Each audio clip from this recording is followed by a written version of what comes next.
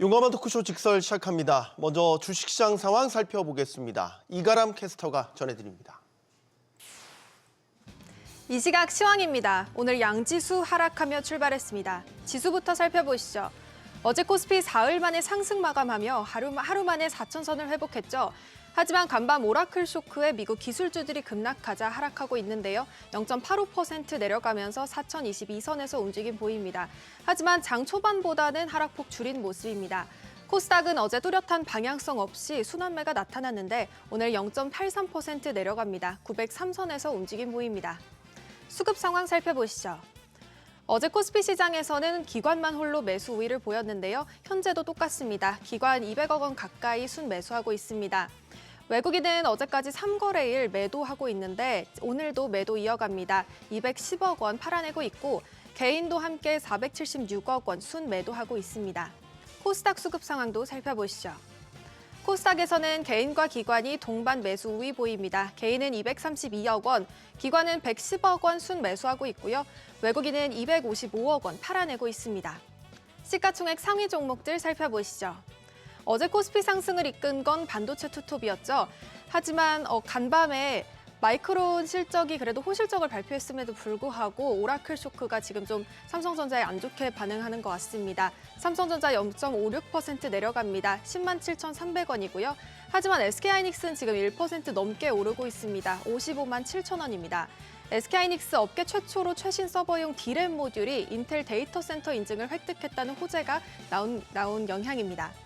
LG에너지솔루션도 악재가 있었죠. 포드와의 전기차 배터리 공급 계약이 취소됐다는 소식이 전해졌습니다. 이에 6.38% 내려갑니다. 삼성바이오로직스는 어제 7거래일 만에 하락 전환했는데 다시 상승한 모습입니다. 1% 넘게 상승하고 있습니다. 삼성전자 우선주 0.95% 내려갑니다. 코스피 6위부터도 살펴보시죠. 어제 반도체주는 달렸지만 원전과 조선은 비교적 약한 모습을 보였죠. 현재도 지금 6위부터 10위 모두 하락불 켰습니다. 현대차 1.31% 내려가고 있고요. 에이스 현대중공업도 2.89% 하락하고 있습니다. 두산 에너빌리티는 어제 SMR 전용 공장을 새로 신축한다는 소식이 전해졌지만 0.4% 내려가면서 75,200원에 거래되고 있고요.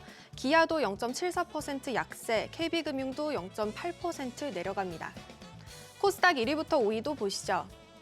어제 에코프로 형제들을 제외하고 일제히 하락불을 켰죠. 하지만 오늘 알테오젠 0.95% 올라갑니다. 현재 거래가 42만 5천 원이고요.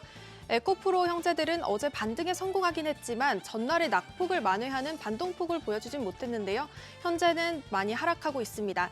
에코프로 BM 4.76% 내려가고 있고요. 에코프로 3% 가까이 떨어집니다.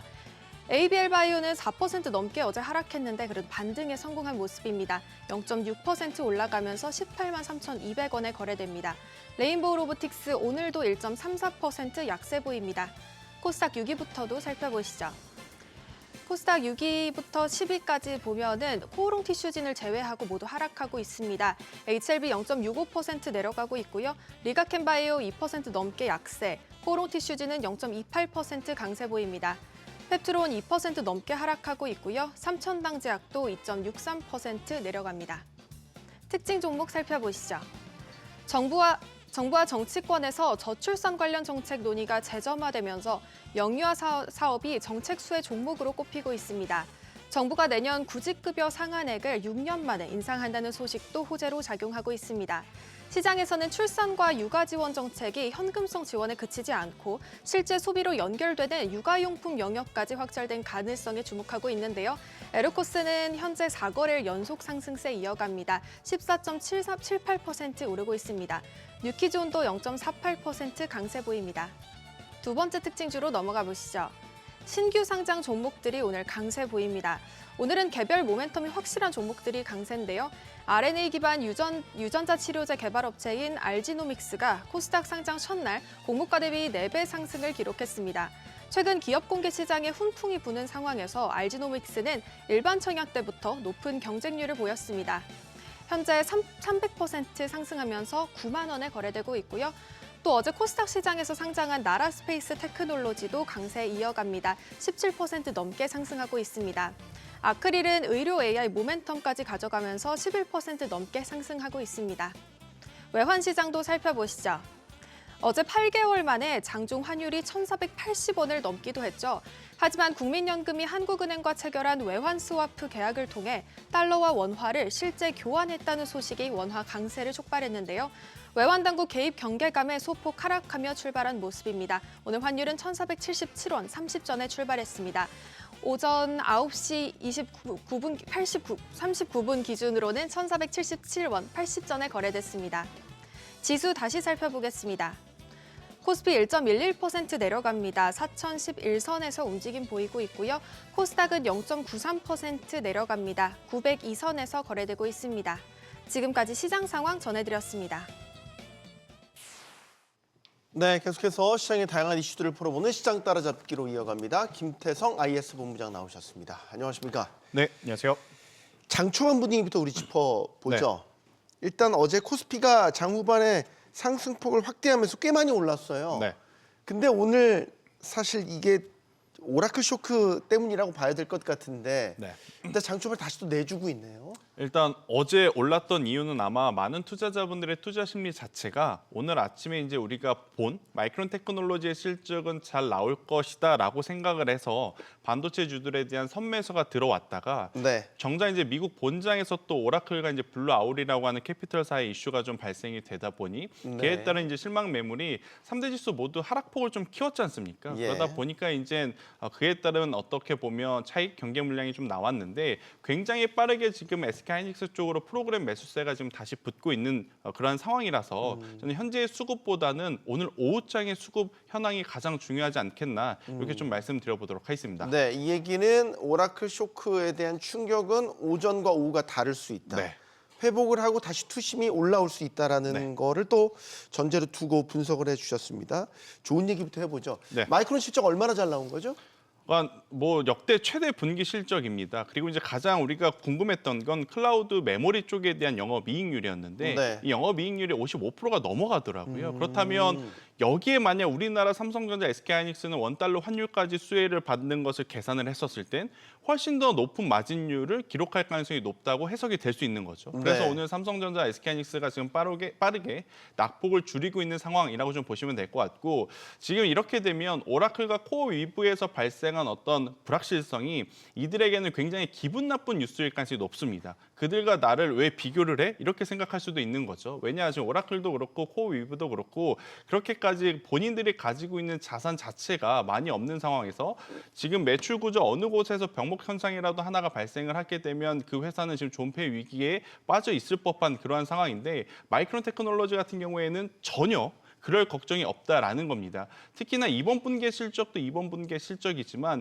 향후 실적에 대한 눈높이도 계속해서 높여가는 상황이죠. 더블 비트를 기록한 상황으로서 저는 마이크론 테크놀로지 이보다 더 좋게 나올 수는 없지 않았나라는 생각이 들고 있고 많은 투자자분들의 걱정이 이거였지 않습니까? 그래 마이크론 테크놀로지 잘 나올 거야.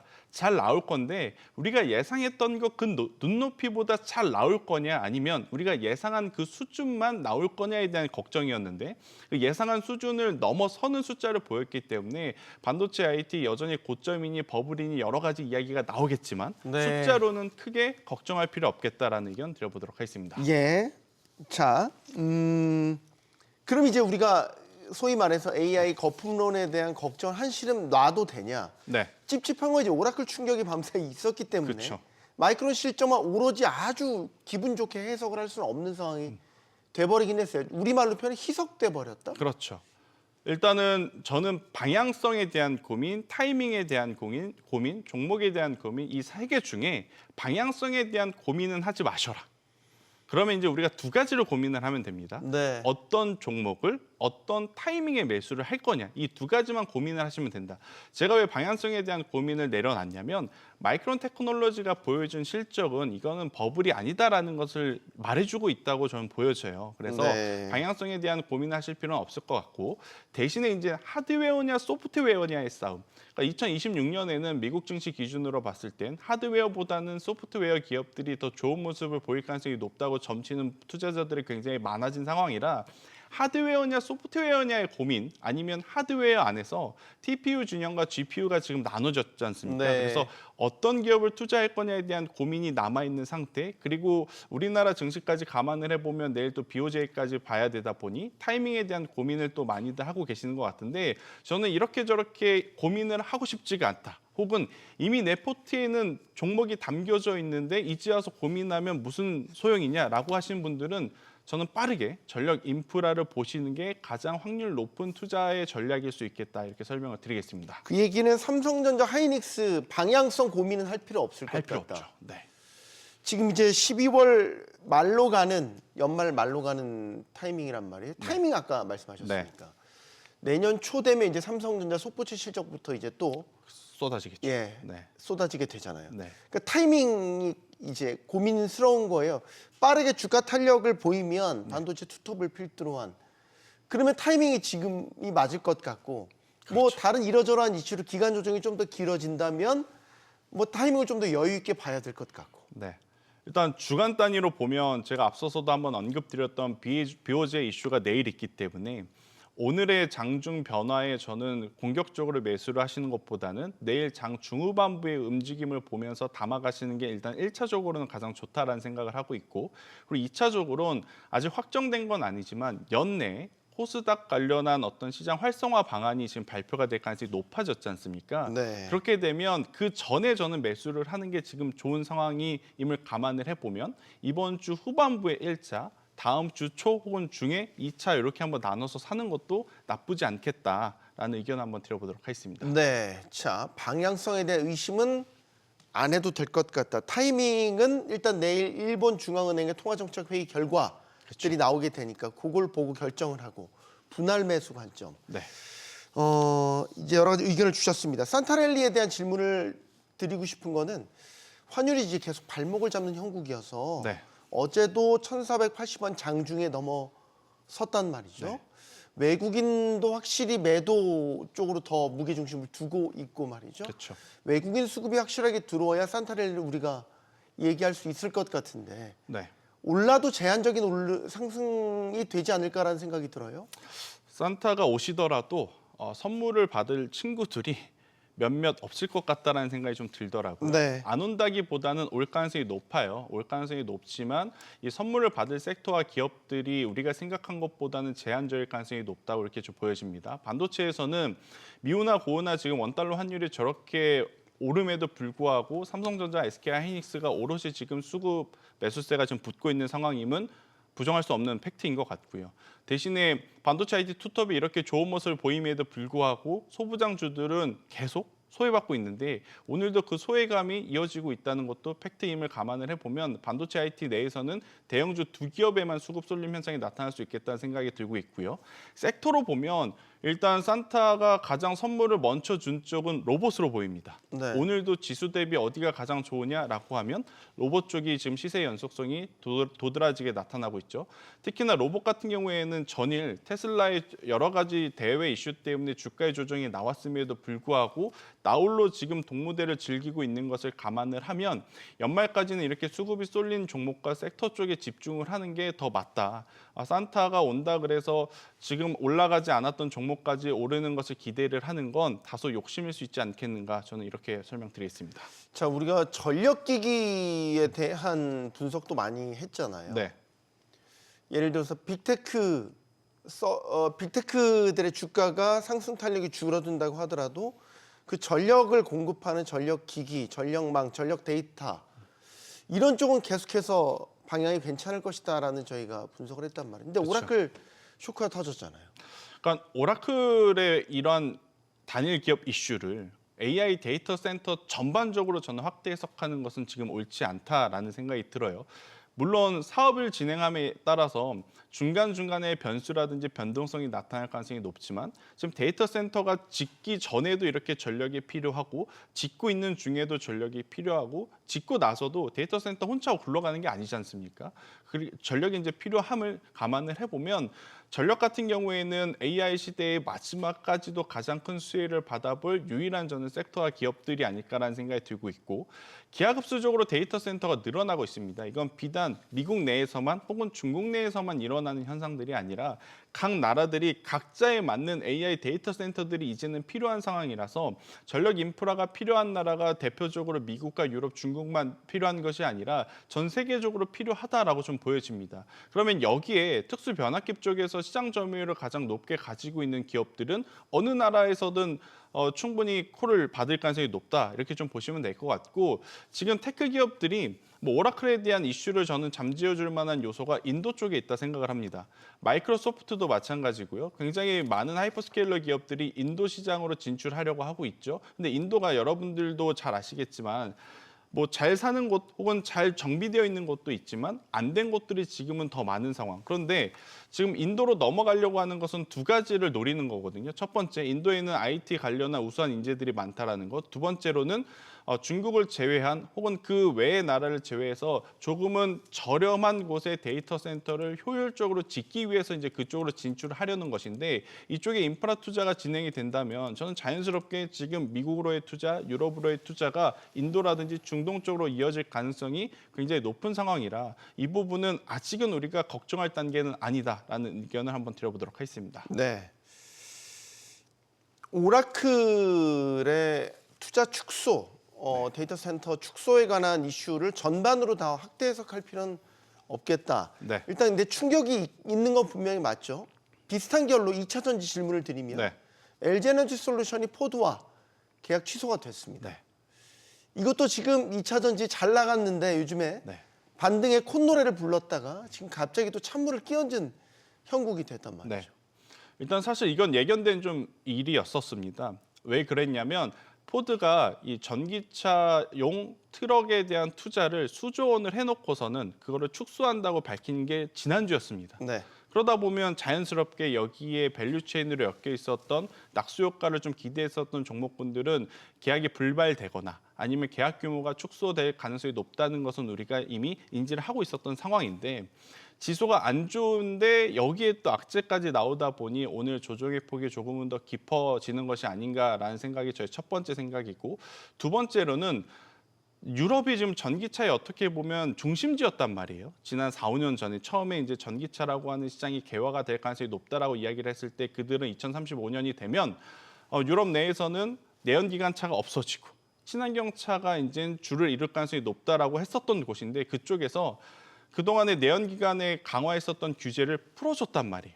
그러다 보면 자연스럽게 전기차 관련주들에 대한 투심은 뒤로 밀릴 수밖에 없는 상황이고 그것과 연관해서 주가 추이를 보면 GM과 포드는 최근 한 달 동안 그 어떤 섹터, 그 어떤 기업들보다 주가가 굉장히 좋았었거든요.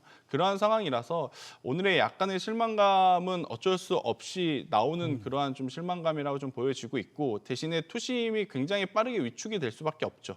그러니까 기존에 어떻게 보면 부족했던 전기차가 어느 정도 이제는 더 이상 나빠지지 않을 거야라는 전제하에 여기에 ESS 에너지 저장 장치라는 것으로 심폐소생술을 달았는데 지금 기존에 잘 될 거야 바닥을 다져놓은 것일 거야 했던 부분이 무너지다 보니 주가가 한 번 더 지금 밀려 내려간 것은 우리가 어느 정도는 감내해야 되는 그러한 상황이 아니겠는가라는 의견. 그나마 다행스러운 건 간밤에 앨범 아래 주가는 올랐습니다. 아무래도 이제 중국에서 리튬 체결하려고 하는 네. 것을 좀 조절을 하다 보니 리튬 가격이 올라왔기 때문에 가지고 있는 재고 자산의 평가를 통해서의 실적의 개선세는 크게 문제는 없지 않겠나라는 의견 드려보도록 하겠습니다. 2차 전지도 방향성에 의심을 할 필요는 없겠어요? 여기는 의심해야 될 것 같아요. 여기는? 네. 그러니까 ESS 에너지가 저도 앞으로 수요가 늘어날 가능성이 높고 주가를 올릴 만한 모멘텀으로 보는 게 맞아요. 그런데 전체 매출의 100 중에 에너지 저장 장치라고 하는 부품의 매출이 적어도 30%에서 50% 차지하는 그러한 기업이라면 괜찮겠지만 만약 전체 매출에서 10% 혹은 그 이하의 어떤 매출 비중이 ESS에서 나온다면 아무리 ESS 에너지 저장 장치가 폭발적으로 성장한다 하더라도 기존의 본업이 개선세를 보이지 않는다면 시간이 좀 오래 걸릴 가능성이 높지 않겠는가. 제가 이제 방향성에 대해서 이제 부정적으로 이야기했다고 해서 추가적으로 하락이 나온다라는 개념은 아니고요. 네. 지금 이 구간에서 계속 어떤 트리거를 좀 기다릴 가능성이 높아지지 않았나라는 의견 드려보도록 하겠습니다. 네. 이제 2차 전지를 많이 구성하고 있는 지수가 또 코스닥이니까. 네.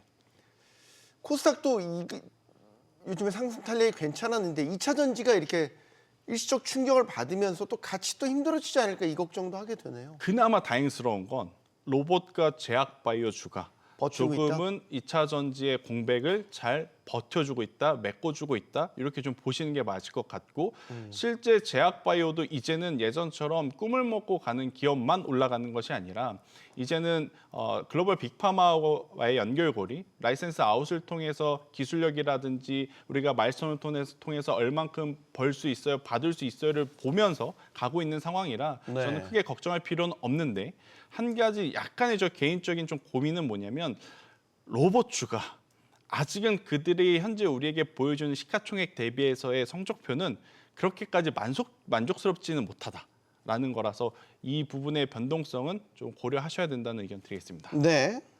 자, 같은 2차 전지와 다 연결이 돼 있는 기업이니까 테슬라를 짚어보죠. 네. 테슬라가 사상 최고가 찍었다가 이제 어제는 좀 많이 빠졌어요. 네. 오라클 쇼크라고 봐야 되겠죠. 네. 하지만 뭐 무인 택시라든지 자율주행이라든지 뭐 더 나아가 스페이스X까지 최근에 테슬라 주가를 올렸던 요인들은 여전히 유효하다. 그렇죠. 이렇게 볼 수 있겠죠. 일단 두 가지가 있죠. 스페이스X IPO를 통한 어떤 자산 가치의 평가, 이게 이제 2,200조까지도 갈 수 있겠다라는 것.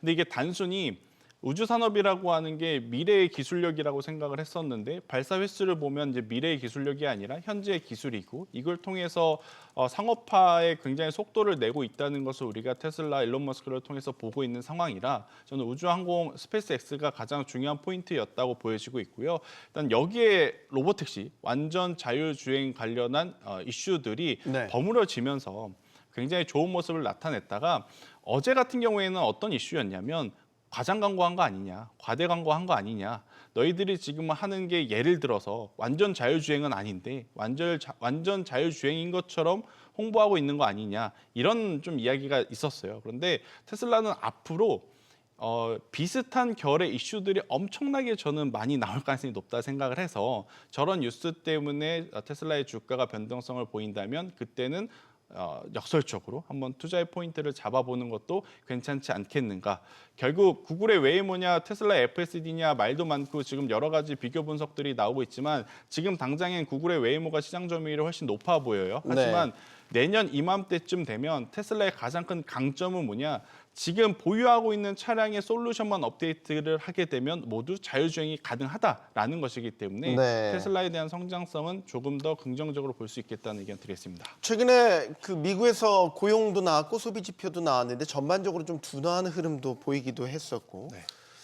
이런 가운데 이제 우리 시장에서 주목받았던 건 약간 순환매 성격일 수도 있겠는데 그동안 좀 소외받았던 화장품주, 뭐 엔터주, 관광주 이런 것들이 좀 주목받는 모습도 보였단 네. 말이죠.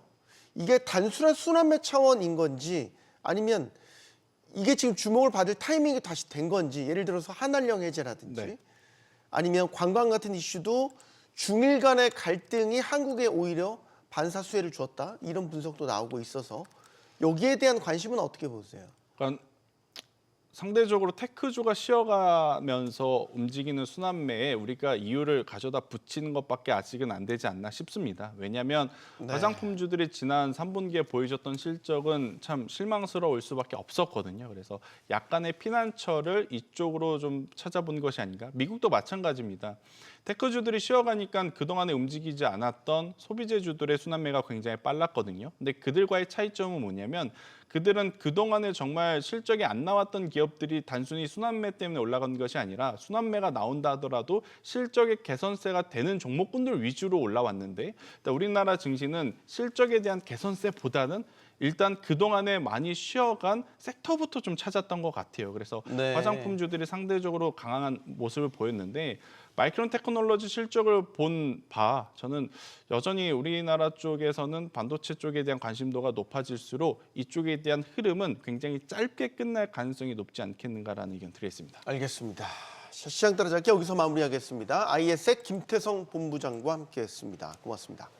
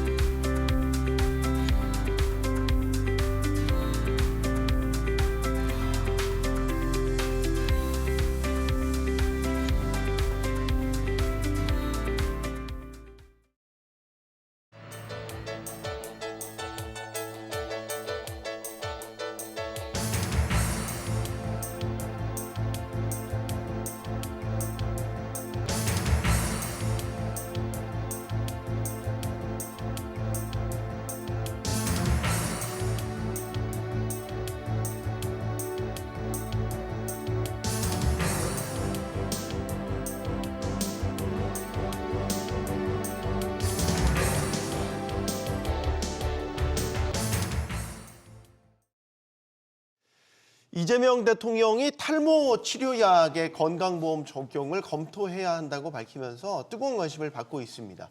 이 대통령은 탈모를 생존의 문제로까지 표현을 했습니다. 하지만 또 건강보험 재정은 한정돼 있죠. 이런 부분들을 생각했을 때 신중해야 한다는 입장도 분명히 있습니다. 모든 질병에 건강보험을 적용해서 저렴하게 진료받을 수 있으면 얼마나 좋겠습니까만은 초고령화로 갈수록 또 재정의 압박도 커져가고 있죠. 자, 이런 상황에서 현명한 선택은 무엇인지 지금부터 의견을 모아보겠습니다. 함께해 주실 분들 소개해드리죠. 울산대 의대 박인숙 명예교수 나오셨고요. 또 건강돌봄 시민행동 김원일 운영위원, 한국사회보건연구원 최현수 연구위원 나오셨습니다. 안녕하십니까? 안녕하십니까? 안녕하세요. 용감한 토크쇼 직선은 SBS BG 뉴스 앱과 유튜브에서 실시간으로 시청하실 수 있습니다. 이재명 대통령은 지난 보건복지부 업무보고에서 정은경 장관을 향해서 탈모 치료약의 건강보험 적용 가능성을 직접 질문하기도 했습니다. 먼저 당시 목소리 듣고 다시 오겠습니다. 탈모도 병의 일부 아니냐. 그래서 젊은이들이 많이 쓴다고 하더라고요. 그거 혹시 검토해 보셨어요?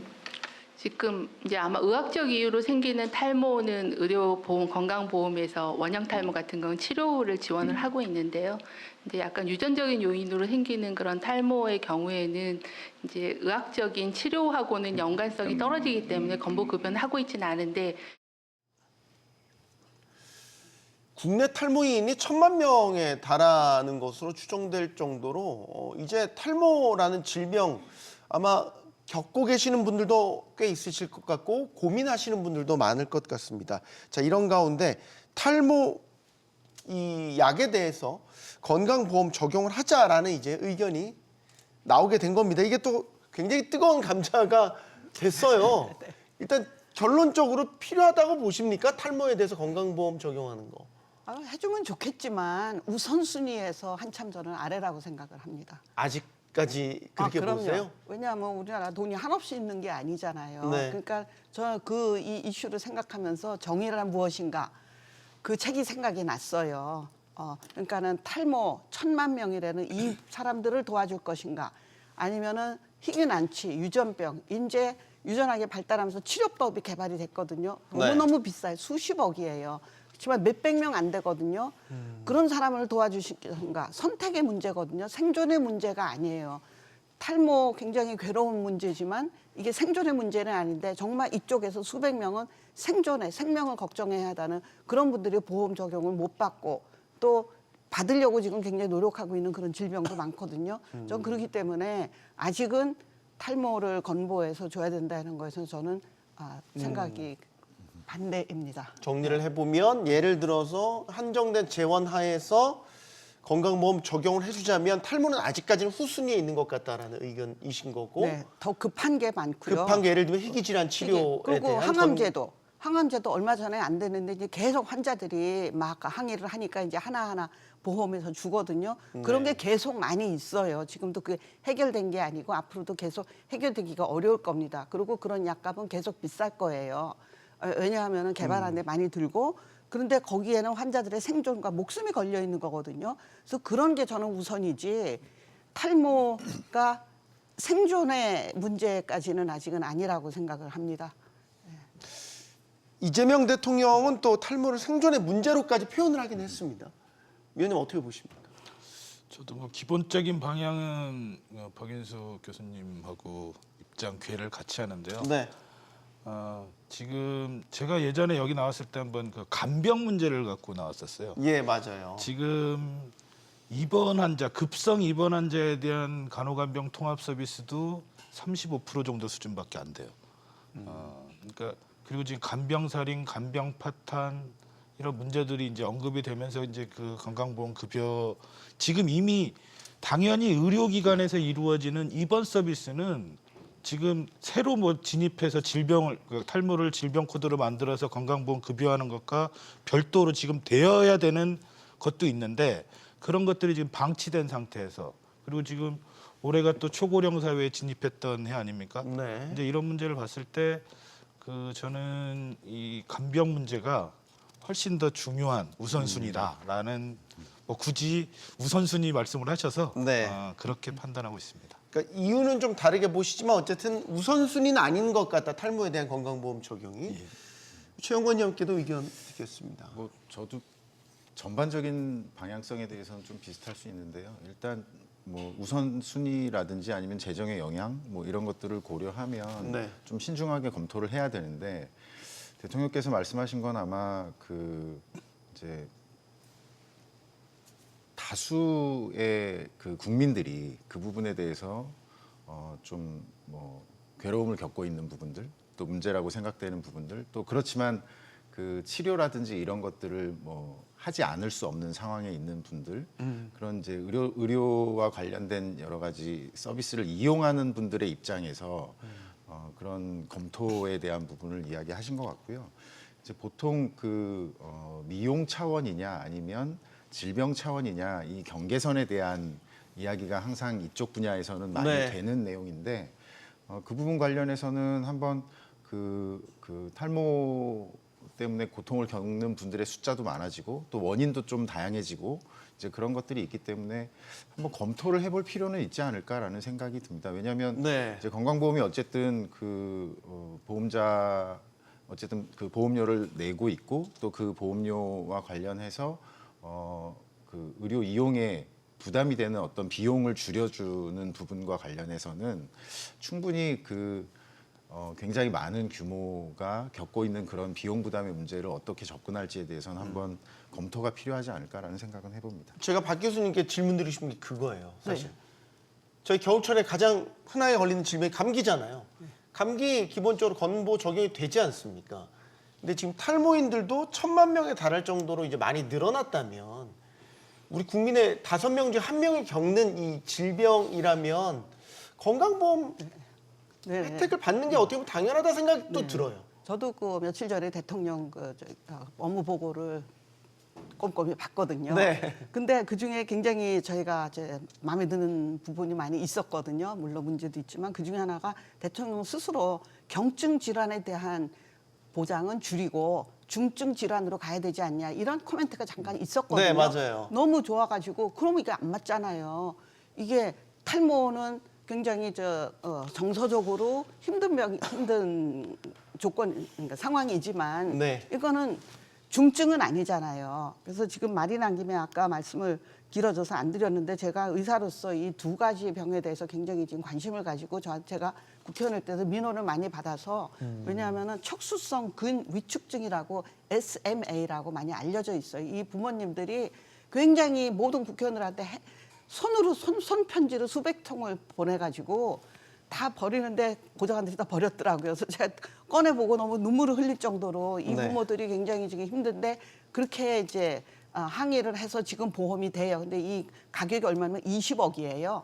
한 번 치료하는데 20억이에요. 거기 생명이 달렸거든요. 여기는 생존이 걸렸는데 그래서 보험이 됐어요. 근데 다 되는 게 아니라 조건을 굉장히 까다롭게 해서 이 혜택을 못 받고 있는 부모들이 지금 굉장히 저한테 민원을 많이 어떻게 좀 호소를 하고 있거든요. 그래서 이런 것도 조금 그 적용증을 확장하면은 몇 사람이라도 더 살리지 않나. 실제로 치료받은 아이들이 좋아졌거든요. 세계적으로 증명이 됐고 또 하나 또 얼마 전에 동아일보에 난 게 이제 폰 히펠 린다우 증후군이라고 온몸에 자꾸 암이 생기는 병이에요. 네. 이것도 유전자가 발견이 돼서 치료약이 있거든요. 근데 한 번 치료받을 때 한 달에 2천만 원이 든대요. 한 번이 아니라 이게 여러 번 또 받아야 되고 암이 생길 때마다 해야 되니까 네. 이런 건 정말 생존의 문제고 중증인데 이런 거를 먼저 해줘야 되지 않나. 대통령이 자기 입으로 경증은 줄이고 감기 콧물만 조금 나도 병원에 가고 재채기만 해도 병원에 가고 이런 경증을 줄이고 중증으로 가자 이런 말씀을 하셨거든요. 탈모는 너무 경증이라고 봐야 보통 분류를 합니까?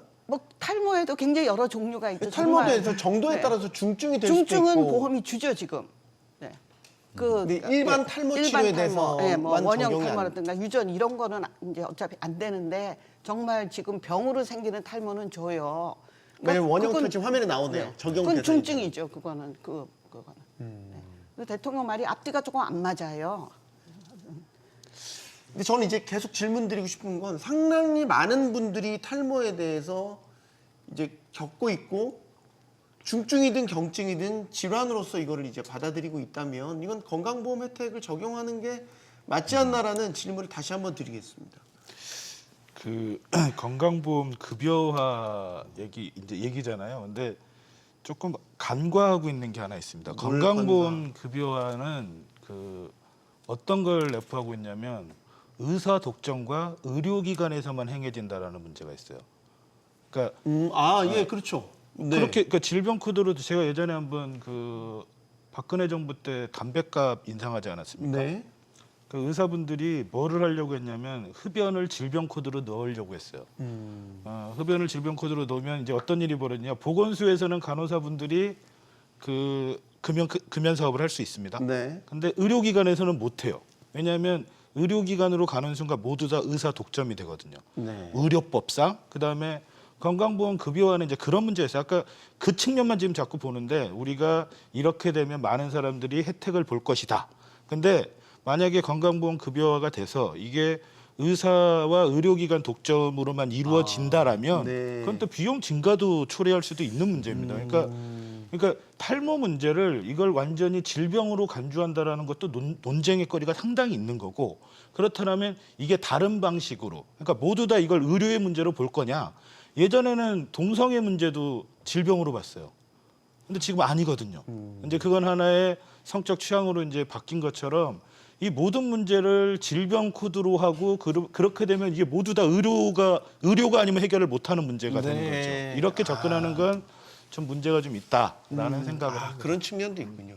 이 건보 재정 측면에서 보면 우리가 이제 젊었을 때 이걸 좀 내서 나이 들면 이제 몸이 좀 아파지니까 네. 나이가 들어서 이제 혜택을 받는 이런 구조를 갖고 있는 건가요, 저희가? 근데 건보는 사실 이제 우리가 보통 국민연금이나 고용보험처럼 이제 뭐 내가 낸 기여에 연동돼서 어떤 뭐 실업 상태거나 아니면 뭐 나이가 들어서 급여를 받는 그런 형태의 보험은 아니고요. 네.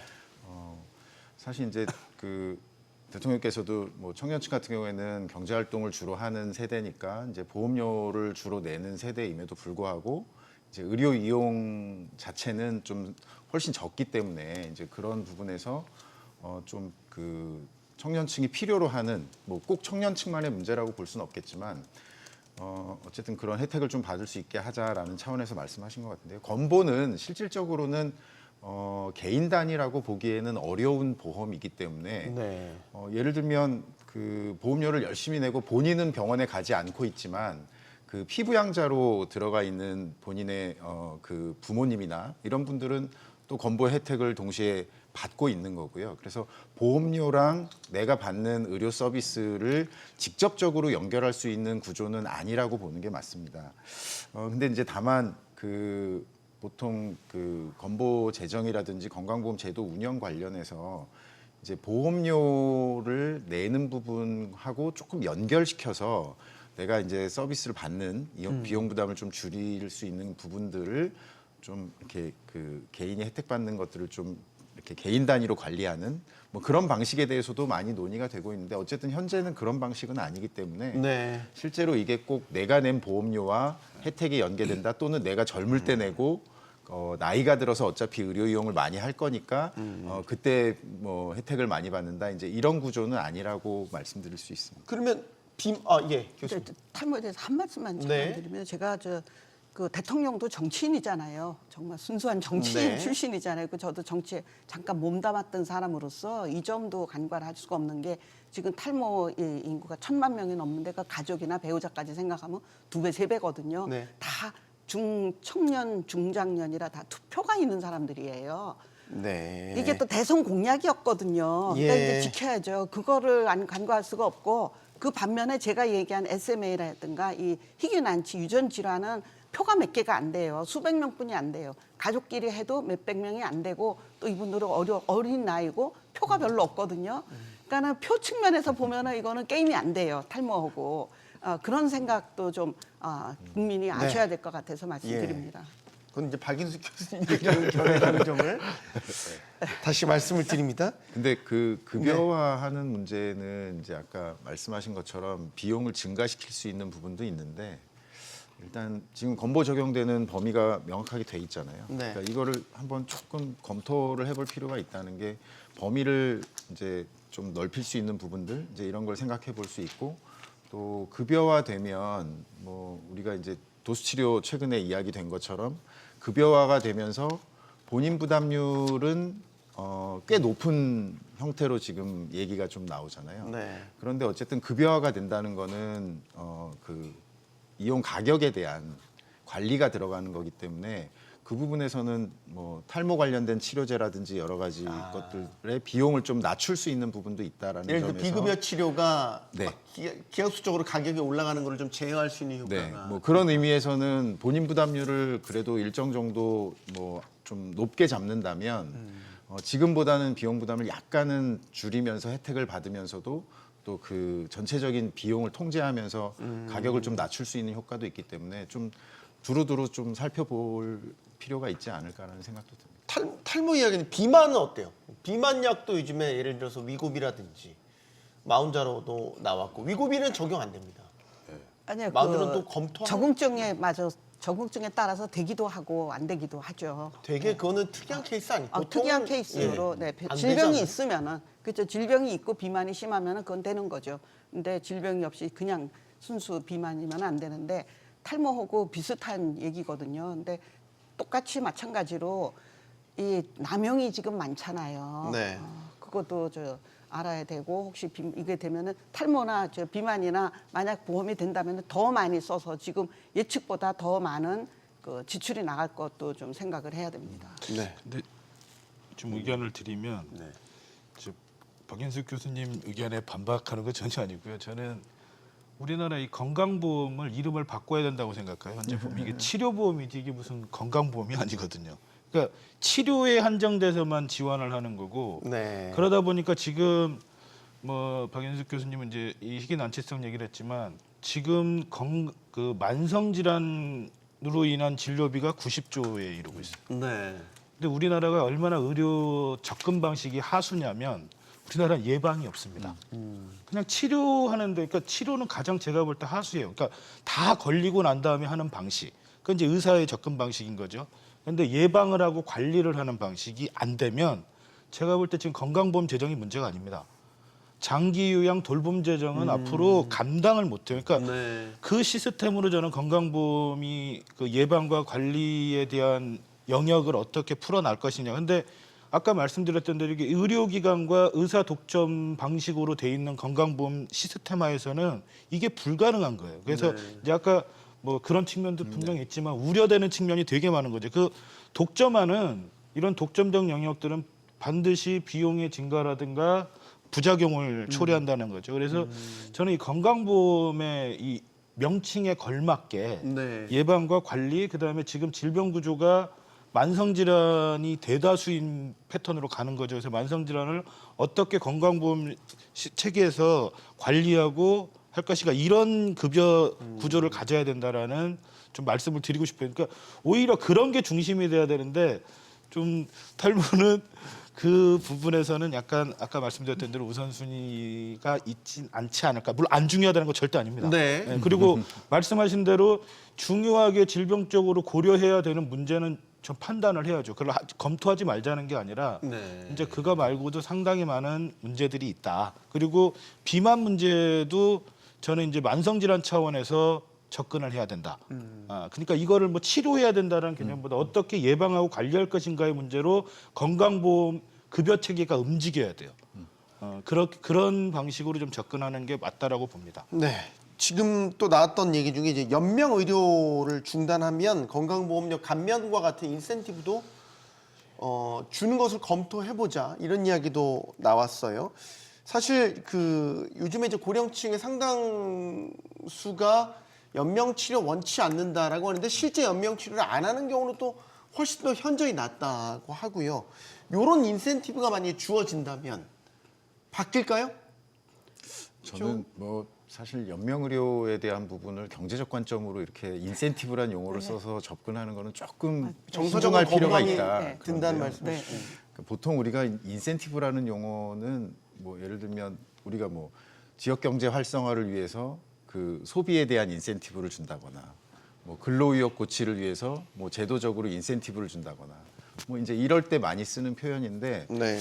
연명의료를 놓고 경제적 인센티브를 얘기하니까 예를 들어서 이제 가족으로서 그런 입장에 처하면 그러면 부모님께서 그 연명의료를 중단하면서 나는 그러면 내가 경제적 인센티브를 받는다?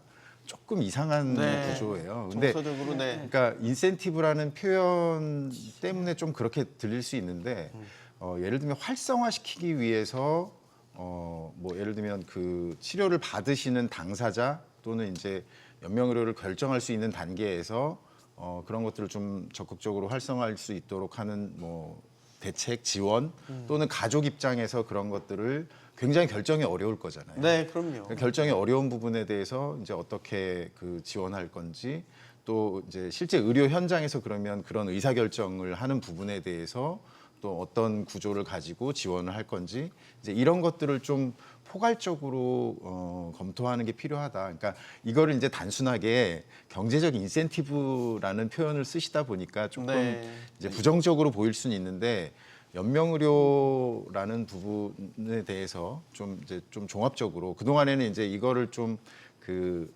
다수가 참여하시도록 유인하는 부분에 많이 노력을 기울였다면 이걸 조금 더 실제로 더 적용이 되는 부분들에 대해서 검토해 볼 필요가 있다. 근데 조금 네, 먼저 듣고 그다음에 교수님 말씀 아, 예. 드리겠습니다. 연명의료는 아까 말씀하셨던 대로 약간 좀 듣기가 그래서 그런 건데 이거 반드시 해야 되는 겁니다. 그러니까 제가 아까 의료와의 문제를 얘기했는데 우리는 출산부터 죽음까지 다 의료적 개입이 없이는 안 되게 만들어놨어요. 법과 제도로. 그러면 안 돼요. 그러니까 그러다 보니까 지금 뭐 산부인과 의사 없으니까 출산 문제 바로 생기잖아요. 조산이라는 제도가 있었는데 그게 거의 유명무실화 되게 만들었어요. 그러니까 정상적으로 가정에서 분만을 할 수 있는 시스템이 있는데 모두 다 병원을 가는 시스템으로 바뀌었죠. 출산도. 죽음의 문제도 의사가 죽음을 선고하지 않으면 죽음이 안 돼요.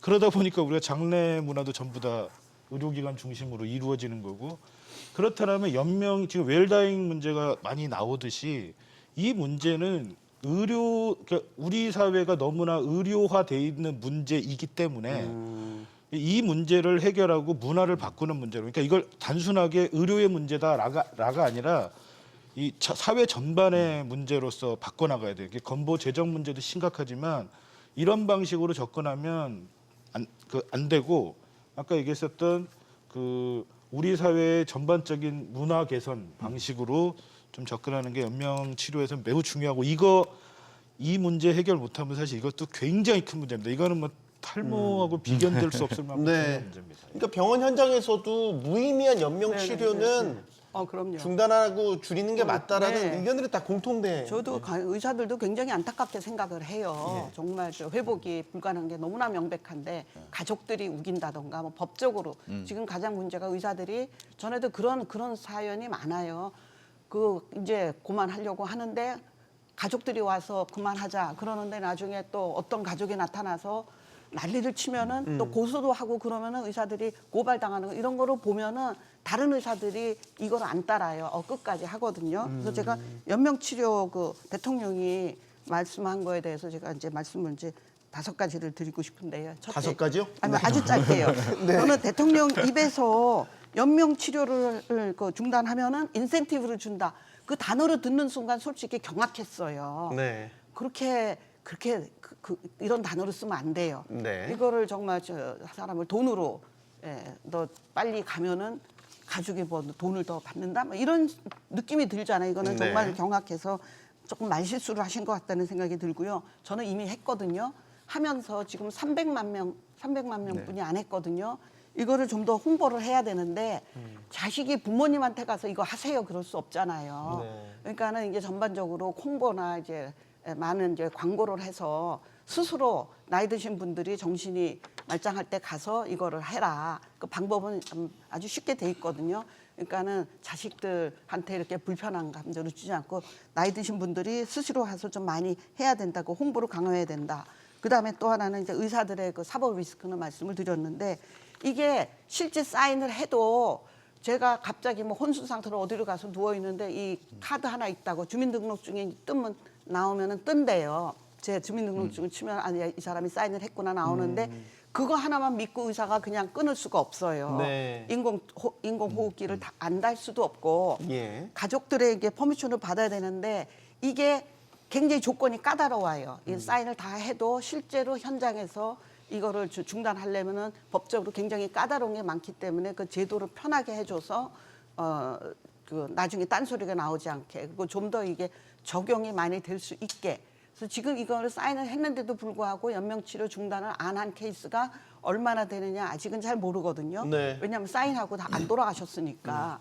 그렇지만 앞으로 그거에서 정말 현장에서의 목소리를 듣고 어떻게 바꾸면 내가 약속한 대로 이런 쓸데없는 치료를 안 받을까 그 방법을 조금 쉽게 하는 그런 제도를 바꿔야 지금은 됩니다. 사전 연명의료 의향서 작성하려면 이제 신분증 들고 보건소에 가시면은 아니 뭐 여러 군데 그걸 있고 그거는 작성하실 수 있는 인터넷에서 찾을 수 있거든요. 큰 병원에도 있고 그 여러 기관이 있어요. 이제 그거는 뭐 알아서 가시면 되는데 그거는 어렵지가 않은데 진짜 문제는 현장에서 실제로 그걸 이제 실행하느냐 여부. 그렇죠. 이 사람이 실려왔는데 인터넷 더 홈페이지 들어가 보니까 이 사람이 사인을 했더라. 그러면 멈춰도 되냐? 아니거든요. 그때 여러 가지 조건이 필요해요. 네. 나는 정말 사인했다. 본인이 얘기를 하던가 또 본인이 의식이 없으면 못 하잖아요. 그러면 가족이 와서 하던가 아니면 의사가 두 사람이 모여서 이 사람은 정말 말짱한 정신에 이거 사인을 했구나. 안 해도 된다. 이런 판정을 내려야 돼요. 그러니까 현장에서 이거를 적용하는데 문제가 있기 때문에 그걸 좀 더 간편하게 해줘야지 정말 이 의향서에 사인을 한 사람이 그런 자기 의도대로 그렇게 되는 거를 할 수 있거든요. 지금 네. 그게 어려워요. 알겠습니다. 간병비 급여화에 대한 이야기도 나왔는데 이제 내년 업무 계획에 포함이 됐고 2026 내년부터 사실 단계별로 급여화한다는 계획은 이미 있어요. 근데 아까 이제 이거는 위원님께 먼저 들어야 될 것 같아요. 굉장히 재정 부담이 커질 거라는 지금 이 체계로 간병비 급여화가 된다면 예. 굉장히 큰 부담이 지어질 것이다라고 보고 계시는 것 같아서. 간병비 부담은요. 이미 잘못된 시스템이에요. 그러니까 의료기관에서 이루어지는 간병에 대해서 이걸 사적으로 너가 책임지고 아니면 보호자 책임으로 전가하는 것 자체가 제가 볼 때 이거 법률상으로도 맞지도 않고요. 네. 아니 의료기관에서 이루어지는 의료업은 의료기관만 하게 했고 그다음에 의료인이라든가 보건의료인이 하게 했는데 그 업무 영역을 이번 서비스의 영역을 갑자기 환자 보호자한테 넘겨요. 중증 환자인데 중증 환자일수록 더 넘기죠. 또 최근에 지금 문제가 된 게 간호간병 통합 서비스를 하는데 중증 환자는 안 받아. 심지어 의료기관에서 거짓말도 합니다. 중증 환자는 혼자서 활동 못하면 못 받게 법으로 돼 있습니다. 뭐 이런 식의 거짓말까지 해가면서 그 환자를 안 받고 있죠. 그러니까 아까 말씀하셨던 데 중증 환자일수록 의료기관과 의료인 책임하에 이루어져야 돼요. 전문가들에 의해서 이루어져야 되는데 그거를 오히려 안 하는 현상들이 있는 거고요. 그리고 간병비 급여화 얘기하는 것도 지금 다 되지도 않았어요. 그리고 지금 정부에서 제가 지금 요양병원 간병비 급여와 관련해서 자문위원회에서 좀 활동을 하게 됐는데 거기서도 지금 되게 몇 가지 의미 있는 그러니까 모든 의료기관에 그러니까 지금 요양병원에 간병급여를 하는 게 아니라 일정한 숫자, 한 500개 정도를 상정을 했더라고요. 왜냐하면 그렇게 안 하면 소위 말해서 부모님들 다 요양병원으로 보내는 경우가 생깁니다.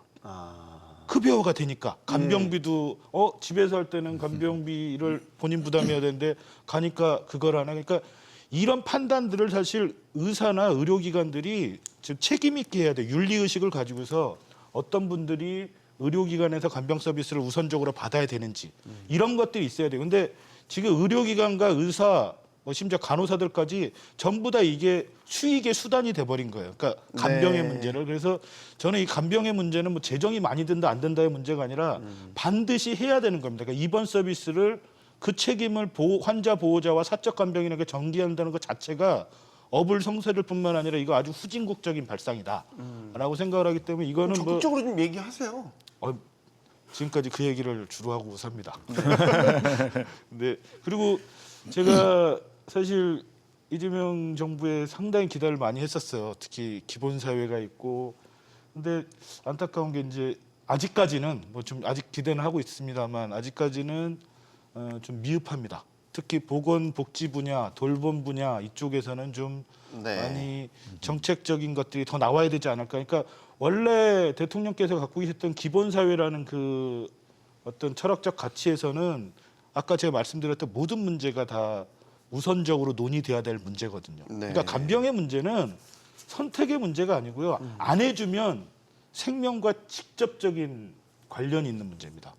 그렇기 때문에 이거는 선택의 문제가 아니고 반드시 그 의료기관과 의료인 책임에 이루어져야 된다 이렇게 말씀드리고 싶습니다. 최 의원님, 우리가 이게 소요 재정이 얼마나 지금 추계가 된 게 있나요?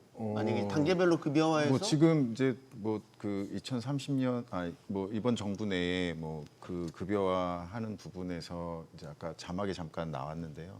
5, 6조 정도 뭐 이렇게 이야기가 되는데 실질적으로 그 이 간병은 간병비만을 가지고 이야기할 수 있는 거는 아닌 것 같아요. 그러니까 왜냐하면 지금 내년 3월에 이제 그 의료요양연계 통합돌봄이 시행이 됩니다. 그러면 이제 간병에 대한 문제는 일단 병원 안에서 이루어지는 부분인데 네. 실제로 그 병원 말고도 집에서 그 어쨌든 그 돌봄이 필요한 분들에 대해서 뭐 배우자가 직접 간병을 하고 있거나 가족들이 돌아가면서 하고 있거나 아니면 뭐 개별적으로 비용을 부담해서 하고 있는 부분들도 있고 그래서 실제로 이 부분은 뭐 돌봄 간병 종합적으로 고려했을 때 가족들이 여기에 대해서 부담하고 있는 전체적인 비용 그다음에 이 부분에서 건보로 어떻게 할지 그다음에 내년 3월에 시행되는 통합돌봄 가지고 또 어떤 방식으로 이거를 부담을 줄이거나 아니면 예방 차원에서 오히려 그런 더 상태가 나빠지기 전에 일상생활을 유지하실 수 있도록 돌봄 서비스를 제공할 거냐 이제 네. 이런 문제들이 종합적으로 걸려 있는 문제입니다. 그래서 단순하게 그냥 건보 재정 또는 건보 틀 안에서 간병비 급여화 요렇게 놓고 지금 그 병원에서 제공되는 그 서비스에 대한 뭐 본인 부담을 낮추거나 아니면 뭐 간호간병 통합 서비스 제공하는 병동을 늘린다거나 뭐 이런 것들만 뭐 이것도 중요하지만 네. 이것만 가지고가 아니고 오히려 실제로 통합돌봄을 어떻게 이제 잘 정착시켜서 뭐 병원에 계셔야 되는 분들은 병원에서 치료를 받으시거나 요양하시면서 또 가족들은 간병비 부담을 최소화하면서 네. 유지할지 아니면 댁으로 돌아가실 수 있는 분들은 집으로 가서 실제로 집에서 가족이 크게 부담을 느끼지 않으면서 경제적으로나 시간적으로나 뭐 여러 가지 요양 서비스나 돌봄 서비스를 받을 수 있게 만들 건지 이게 훨씬 중요하거든요. 그렇지 않으면 아까 만성질환에 대한 관리 이야기도 말씀하셨지만 실제로 일상생활이 가능한 분들이 갑자기 이제 상태가 나빠지셔가지고 뭐 요양병원으로 가셔야 되는 상황이 되거나 하는 분들 주변에서 많이 볼 수 있는데 이제 그렇게 되면 비용이 훨씬 더 늘어나게 되는 거고요.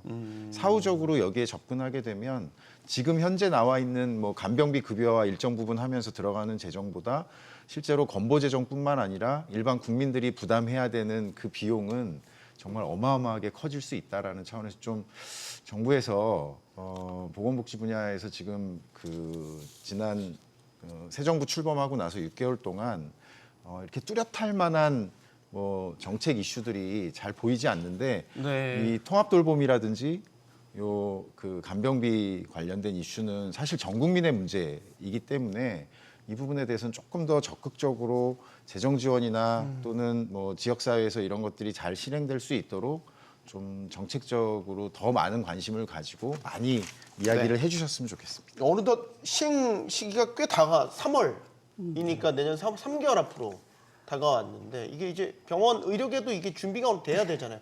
방문 의료라든지 뭐 재활 이런 것들 다 연계돼서 이루어지는 통합제도잖아요. 또 제 생각이 나는데 내년 3월이면 지방선거 앞두고 이것도 또 역시 도대체 왜 그러세요? 네, 아니 온 국민한테 해당되고 아니 물론 다 원해요. 이거는 너무나 이제 부담이 많아서 뭐 그런 생각이 잠깐 들었고요. 사실 이제 다 말씀이 나왔으니까 되풀이하지 않겠는데 정말 이거는 필요는 하고 많은 가정이 이제 파괴가 되고 또 젊은이들 또 그 이런 안 좋은 일도 있고 그래서 이건 정말 이렇게 급하게 할 게 아니라 이게 내년에는 정말 이거 시작하면은 혼란이 극치가 될 것 같아요.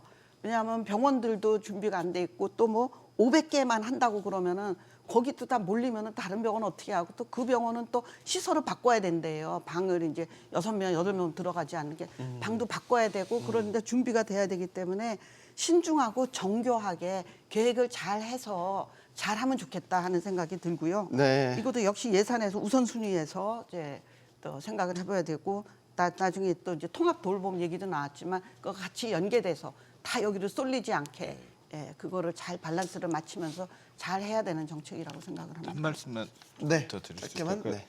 의료기관 간병이 왜 좀 다르냐면요. 아까 얘기했던 대로 중증 질환자, 그러니까 의료기관에 입원할 정도라면 상당한 그 긴급성이라든가 의료적 필요도가 있는 거죠. 그런데도 불구하고 그 서비스를 사적 간병인과 환자 보호자한테 전가한다는 거 이건 제가 볼 때 심각한 문제입니다. 그러니까 지금 제가 아까 말씀하셨던 얘기에 대체로 동의하지만 우리가 통합 돌봄과 연계돼야 되는 문제는 당연히 돼야 돼요. 그러니까 의료기관에서 입원 서비스를 받은 분들이 퇴원해서는 뭐 또 환자 보호자와 뭐 여러 가지를 할 수가 있는데 최소한 의료기관에서만큼의 서비스 구조는 어떻게 가져갈 거냐? 이걸 보면 법적으로는 뭐 전부 다 독점권을 갖고 있으면서 이 부분에 대해서만 의료기관과 의료인들이 독점적인 역할을 안 하는 거죠. 네. 아주 그 소위 말해서 이율배반적인 네. 거고요. 그래서 간호간병 그러니까 의료기관에서의 간병 시스템은 반드시 의료기관과 의료인들의 책임하에 간병인들이 수행하더라도 그렇게 이루어져야 된다는 얘기를 꼭 드리고 싶습니다. 자, 제가 이 질문을 드리고 싶은데 이 업무보고 자리에서 또 그 이야기가 나온 게 응급실 뺑뺑이 문제입니다.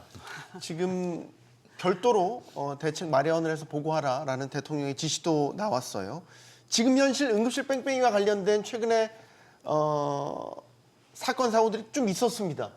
그 업무보고를 한 당일에도 사실 응급실 뺑뺑이가 항상 있죠. 네. 이게 예전에는 응급실 뺑뺑이 이런 문제를 저희가 얘기를 안 했었는데 코로나19 지나고 뭐 이래 사태 터지고 이러면서 응급실 뺑뺑이가 아주 사회적 문제로 부상했어요. 왜 그런 걸까요? 저는 제가 굉장히 이 문제에 대해서 고민을 많이 하고 글도 많이 쓰고 있는데 대통령 그 회견을 보면서 네. 깜짝 놀랐어요. 제가 딱 2가지가 원인이거든요. 사법 리스크. 제일 먼저가 사법까지 자꾸 고발을 당하니까 의사들이 고발을 네. 당하니까 자꾸 떠나는 거예요. 그 또 하나가 응급실이 너무 많다. 뭐 응급실에도 종류가 굉장히 많아요. 중증 뭐 권역별 뭐 하여간 이름을 알 수도 없어. 하여간 그리고 외상센터 따로 있고 권역별 응급센터 있고 뭐 무슨 응급센터 있고 다 많은데 네. 제가 다 돌아다녀 봤거든요. 너무 많아요 숫자가. 그러니까 응급실 숫자가 많다고요? 그게 그 문제가 400개가 넘어요. 근데 그게 문제가 된다고요? 그게 그러니까는 근데 저는 이게 대통령이 참 제가 2가지를 말씀을 드렸는데 대통령 입에서 딱 이 2가지가 나오더라고요. 깜짝 놀랐어요. 너무 업무 파악이 잘 돼 있구나. 사법 리스크와 응급실이 너무 많다. 그 말은 대통령 입에서 나온 단어예요. 응급실이 너무 많더라. 그럼 굉장히 상황 파악을 잘하고 계셨는데 응급실이 너무 많으면 좋은 거 아니야?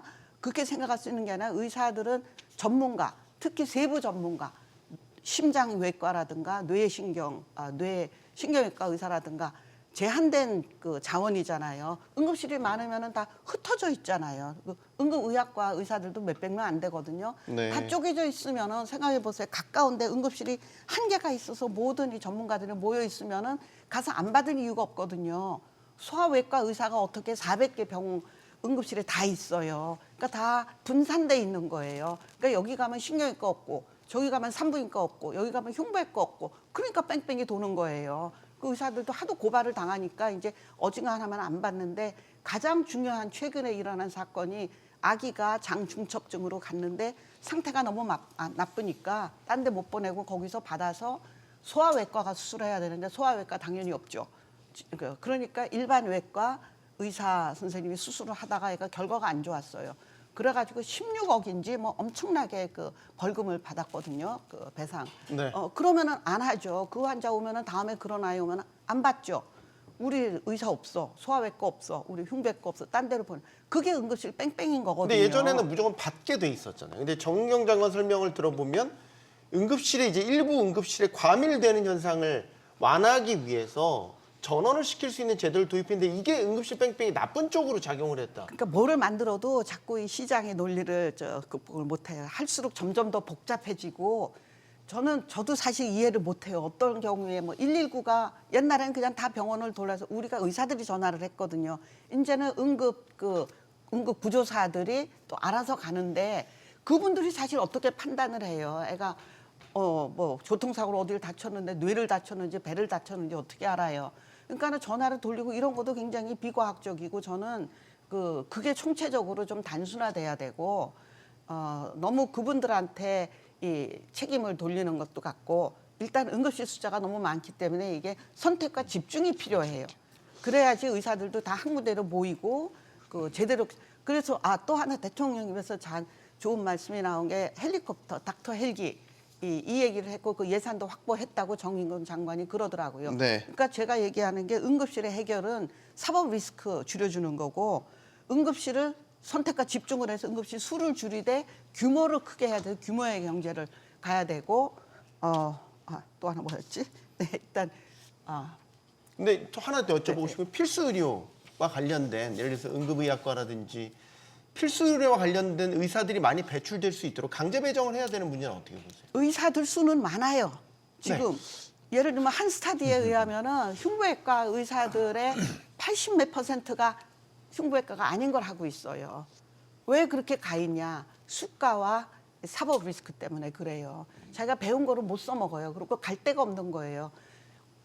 개심 수술을 작은 병원에서 할 수 없잖아요. 개심 수술을 배우고 다 있는데 지금 써먹지를 못하고 있어요. 그러니까 이분들이 와서 전문의 위주로 가야 되고 뭐 얘기가 딴 데로 그럼 가지만 수가가 전공이 만약에 그래서 현실적으로 잘 보강이 된다면 예를 들면 뭐 흉부외과 출신 의사들이 다른 데 가서 피부과 하는 게 아니라 다시 병원으로 돌아와서 본인의 전공대로 할 수 그게 있다. 정부에서 얘기하는 전문의 위주로 가야 되겠다. 그거거든요. 전문의를 되려면은 전공의보다 훨씬 더 돈이 많이 들잖아요. 네. 그러려면 수가가 올라가야 되죠. 네. 그러니까 거기 병원에 있는 것보다 밖에 나가서 하는 게 훨씬 더 이 수입이 훨씬 경제 수입이 좋으니까. 좋으니까. 본인 그러니까 전공 응급의학과 그렇죠. 자기가 던지고. 배운 거를 써먹으면서 대학병원에서 할 수 있는 일을 할게끔 여건을 만들어줘야 돼요. 그러려면은 수가 올려야 되고 또 형사처벌 그것도 법도 어저께 정인권 장관이 얘기를 하더라고요. 특례법 만들고 정부에서 15억까지는 해주겠다고. 그 두 개가 해결되지 않으면은 응급실 뺑뺑이는 해결이 안 돼요. 조금 네, 말씀드리면 제가 그 얘기는 우리 교수님 말씀에 동의가 어렵고요. 의사가 많다는 것도 그렇고 저는 이게 바로 시장의 실패라고 봐요. 시장에 맡겨놓으니까 흉부외과 의사가 왜 다른 일을 합니까? 그러니까 결국은 자신의 이익, 그러니까 우리 사회가 사회의 처한 문제를 서로 해결해가는 방식이 아니라 자신의 이익에 따라서 움직이는 문제잖아요. 그렇기 때문에 저는 뭐 지역의사제나 공공의대가 반드시 필요하고 네. 그렇게 해결이 돼야 된다라고 생각을 하는 입장을 좀 반대 의견을 좀 드리고요. 그다음에 또 아까 응급실 뺑뺑이 관련해서는 저희 어머님 사례가 있었는데 저희 어머님이 저를 기다리다가 응급실에 119에 전화를 하신 거예요. 네. 그래서 모 병원에를 좀 나를 데려다 달라. 안 된대요. 그러니까 근데 결국은 저희 어머님은 이제 그 병원에서 계속 진료를 받았기 때문에 그 병원에 가야 빨리 뭐가 될 것 같아서 부탁을 한 건데 안 된대요. 왜냐하면 안 돼요. 거기 그 응급차를 타는 순간 선택권은 없습니다. 선택권은 거기서 거기 판단대로 움직여야 돼요? 병원의 상황에 따라 움직이는 거죠. 결국 어머님이 이제 취소하시고 제가 모시고 갔어요. 그러니까 본인이 교통수단을 이용하거나 해서 가면 거절을 못합니다. 그건 진료 거부가 되니까. 근데 응급차에 타는 순간 계속 뺑뺑이가 이루어지는 거죠. 물론 이 문제가 해결된다고 해결된 문제는 아닙니다. 아까 얘기했던 대로 의료 자원, 특히나 의사 자원의 어떤 배치라든가 통제, 규제 방식이 없기 때문에 그래요. 이게 거의 다 민간에 의존하고 있고 민간 마음대로 하다 보니 의사가 우리나라에서 가장 돈 많이 버는 직종임에도 불구하고 여전히 수가 얘기를 계속해서 하는 거고 그다음에 그만큼 법적 권한이 많은데 사법 리스크에 대한 얘기를 하는 거죠. 책임과 권한은 저는 같이 간다고 봐요. 근데 네. 우리나라 의사가 지금까지 입증 책임을 제대로 진 적도 없습니다. 의료사고 나면. 그러니까 이것도 결국 하다 어디로 갔냐? 중지원으로 넘어갔어요. 그러니까 근데 본인이 한 행위에 대해서 의료 사고에 대해서 입증 책임을 져야 되는 건 저는 당연한 거라고 봐요. 근데도 우리나라는 아직까지도 그것도 몇십 년 동안 논의하다가 국회에서 통과 안 되다 겨우 합의한 게 제3자 중재 방식이란 말이죠. 그래서 저는 이제 뭐 교수님 얘기를 아주 다 부정하는 건 아니지만 상당 부분 이 문제를 접근하는 방식은 시장의 실패를 어떻게 국가 정책으로 좀 잘 풀어날 것이냐 이거에 대한데 이것들을 이제 의사들의 반대로 사실 계속 못 하고 있는데 좀 저는 이번에 좀 그 문제를 접근에 잘 푸실 거고 저는 뭐 대통령의 마인드도 뭐 크게 다르지 않다라고 생각을 합니다. 알겠습니다. 지금 이제 건보료 적용을 받아서 하는 이제 급여 치료와 비급여 치료가 있는데 비급여 치료 같은 것들이 너무 이제 과잉 진료도 많이 된다. 대표적으로 이제 늘 도마 위에 오르는 게 도수 치료 같은 이제 이런 거죠. 주사 치료 이런 것들. 이게 좀 가격이 안정되고 그럼 과잉 진료가 좀 줄어들 거냐? 여기에 대해서 어떻게 보세요? 아까 그 탈모 관련해서도 말씀드렸던 것처럼 네. 일단 급여와 비급여가 있잖아요. 그러면 이제 급여화 된다는 거는 건강보험 제도에서 어쨌든 관리가 된다는 거죠. 그러니까 이제 급여화가 되면 어쨌든 가격에 대한 부분이 통제가 될 거고 그다음에 이제 그 본인 부담 비율에 따라서 이제 그 건강보험과 본인이 부담하는 게 결정이 되기 때문에 일단은 급여화로 들어오는 부분에 긍정적인 부분은 분명히 있다. 그리고 이게 들어왔을 때 실질적으로 그러면 그 본인의 부담이 얼마나 줄어들 거냐는 그 본인 부담 비율, 뭐 재정 여건 이런 것들을 고려해서 결정이 돼야 되는 문제이기 때문에 그런데 사실 이제 그 비급여로 지금 굉장히 많은 치료들이 이루어지고 있는 게 대표적인 게 이제 도수 치료잖아요. 네. 근데 이거를 실제로는 사실 그 이 치료의 필요성이나 이런 것들을 환자나 의료 서비스 이용자가 본인이 판단하기엔 굉장히 어렵고 그냥 일반적으로 뭐 그 아까 말씀하셨던 것처럼 이제 감기가 걸려 믿고 하는 거죠. 필요하다고 하니까 그냥 하는데 이게 어쨌든 비급여로 되어 있고 뭐 심지어는 일부 병원에서는 실손보험 뭐 가입 여부를 사전에 확인하고 물어볼 정도로 이렇게 네. 연계되어 있는 부분들이 있어서 이런 비용 부담에 대한 개인의 비용 부담도 줄어들 수 있지만 사회 전체적으로 이 도수 치료라든지 몇 가지 그 비급여 굉장히 이용 빈도가 높은 네. 이 비급여에 대한 급여화에 대한 검토는 좀 필요한 부분이 있다고 생각하고 나름대로 긍정적인 부분도 있을 거라고 저는 기대를 합니다. 박 교수님 비급여 부분 과잉 진료 뭐 의료 쇼핑이라도 이제 얘기가 되는데 의료계는 여기에 대해서 어떤 입장이세요? 뭐 의료계도 다 천차만별 의견이 다른데 제 생각에는 이게 저 두 가지 문제가 과잉 이용 너무너무 많은 사람들이 이용을 하기 때문에 그 의료비 증가에 그리고 또 하나는 또 가격 격차가 저도 몰랐는데 그 8,000원에서 도수치료 8,000원에서 50만 원까지 간다고 그래요. 네. 이래서는 안 되죠. 이러기 때문에 문제가 쌓여서 이제 폭발해가지고 정부에서 이제 손을 대야 되겠다 하고 나온 거라 긍정적인 측면이 어느 정도 있다고 생각을 합니다. 알겠습니다. 네, 이상 토론 마치도록 하겠습니다. 여기는 모든 경제가 모이는 SBS BG였고요. 시청해주신 여러분 고맙습니다.